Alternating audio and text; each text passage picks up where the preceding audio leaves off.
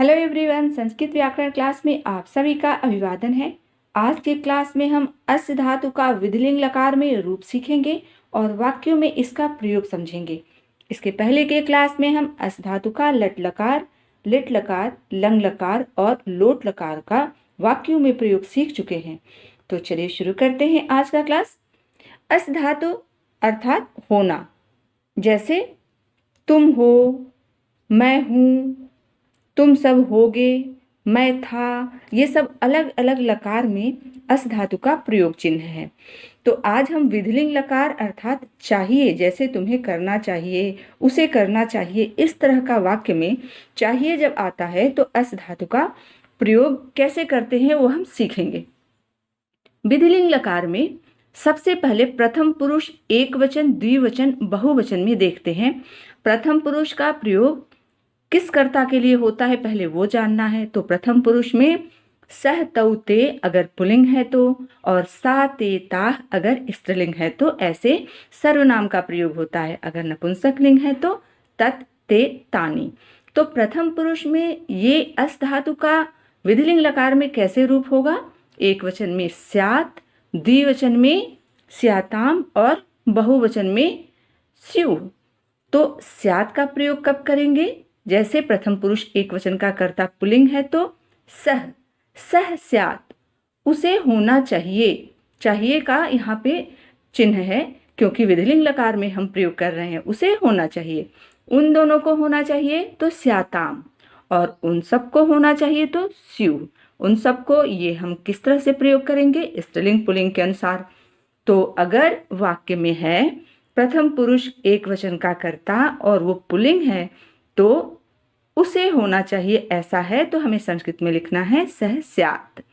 उन दोनों को होना चाहिए तो तौ, अगर पुल्लिंग है तो तौ स्याताम, और उन सब को होना चाहिए तो ते स्यु। ये सब पुल्लिंग कर्ता के लिए है। मध्यम पुरुष का देखते हैं। मध्यम पुरुष अस धातु विधिलिंग लकार में कैसे रूप चलेगा? तो यह स्याः, स्यातम, स्यात्। तो मध्यम पुरुष का कर्ता एक वचन में त्वम, द्विवचन में युवाम और बहुवचन में यूयम। तो अगर हमारा वाक्य ऐसे है कि तुम्हें होना चाहिए तो तुम्हें के लिए त्वम, और होना चाहिए उसके लिए स्याः। द्विवचन में युवाम स्यातम और बहुवचन में यूयम स्यात्। तो हमारा रूप क्या है अस धातु विधिलिंग में? मध्यम पुरुष में स्याः, स्यातम, स्यात्। ध्यान देने योग्य है कि स्यात् प्रथम पुरुष एक वचन में भी है, उसमें हलंत है, लेकिन यहाँ पर स्यात् में हलंत नहीं है। अभी उत्तम पुरुष देखते हैं अस धातु विधिलिंग लकार में। श्याम, स्याव, श्याम। तो श्याम का प्रयोग कहाँ पे होगा? उत्तम पुरुष का कर्ता होता है अहम, आवाम, वयम। एक वचन में अहम, तो मुझे होना चाहिए अहम श्याम, हम दोनों को होना चाहिए आवाम स्याव, हम सबको होना चाहिए वयम श्याम। तो इस तरह से हमें विधिलिंग लकार में पहले अस धातु का रूप का ज्ञान होना चाहिए, तभी हम उसे वाक्यों में प्रयोग कर पाएंगे। तो आगे हम देखेंगे कि इसका हम वाक्यों में प्रयोग कैसे करते हैं।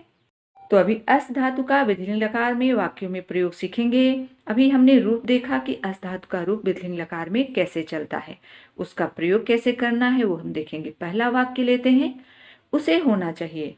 तो इसे संस्कृत में हमें परिवर्तित करना है तो सबसे पहले देखना है कि हमारा कर्ता किस पुरुष और वचन का है। यहाँ पे कर्ता है उसे, तो उसे यह है प्रथम पुरुष एक वचन, और किस लकार में ये वाक्य है? चाहिए, ये विधिलिंग लकार में है। इसमें धातु क्या है? होना चाहिए, अर्थात अस धातु का प्रयोग किया गया है। तो अस धातु होना के लिए प्रयोग होता है, होना चाहिए। तो अस धातु विधिलिंग लकार में प्रथम पुरुष एक वचन में क्या होता है? स्यात्। तो सह स्यात्। अगर स्त्रीलिंग है तो सा स्यात्।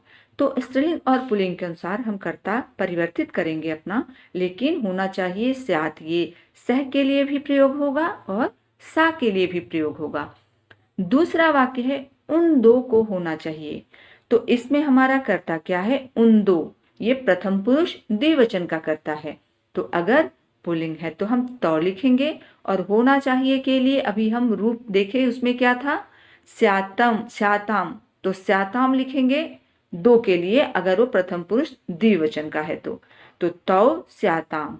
अगर स्त्रीलिंग है तो हमें लिखना था ते स्याताम। तीसरा वाक्य, सबको होना चाहिए। तो सबको ये क्या है, प्रथम पुरुष बहुवचन का कर्ता। सबको तो पुल्लिंग में हम ते लिखेंगे और स्त्रीलिंग होता तो ता लिखते।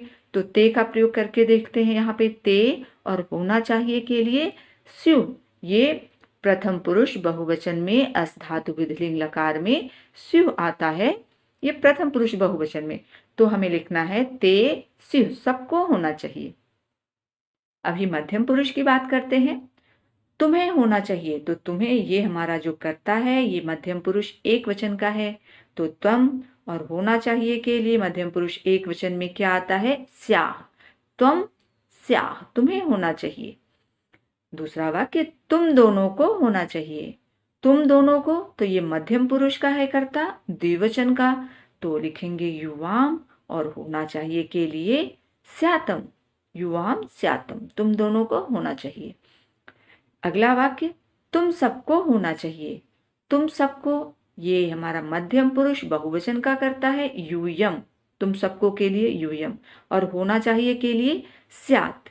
तो ये जो हम क्रिया लिख रहे हैं धातु रूप, इसके लिए हमें रूप अच्छे से याद होना चाहिए कि किस पुरुष का किस वचन के साथ हमें क्या प्रयोग करना है। अगला वाक्य, अभी उत्तम पुरुष का वाक्य देखेंगे। मुझे होना चाहिए। मुझे यहाँ पर कर्ता मुझे है और ये उत्तम पुरुष एक वचन का करता है, तो उसमें हम संस्कृत में मुझे के लिए अहम, होना चाहिए के लिए उत्तम पुरुष एक वचन में अस धातु विधिलिंग लकार के लिए श्याम का प्रयोग करते हैं। तो अहम श्याम। हम दो को होना चाहिए। हम दो, ये उत्तम पुरुष द्विवचन का करता है आवाम, और होना चाहिए के लिए स्याव। उस टेबल से हम ये इसको अप्लाई कर सकते हैं, आवाम स्याव। हम सबको होना चाहिए, तो हम सबको ये उत्तम पुरुष बहुवचन में करता है ये वयम, और होना चाहिए के लिए श्याम। तो अस धातु का विधिलिंग लकार में पहले हमें रूप याद करना है, फिर उसे कैसे अप्लाई करना है वो कर्ता के अनुसार वैसे करेंगे। तो उम्मीद करती हूँ कि आप आज जो भी कॉन्सेप्ट पढ़े हैं आपको अच्छे से समझ में आया होगा। आगे और भी इन्फॉर्मेटिव वीडियोस के लिए हमारे चैनल को लाइक कीजिए, सब्सक्राइब कीजिए और शेयर कीजिए। धन्यवाद।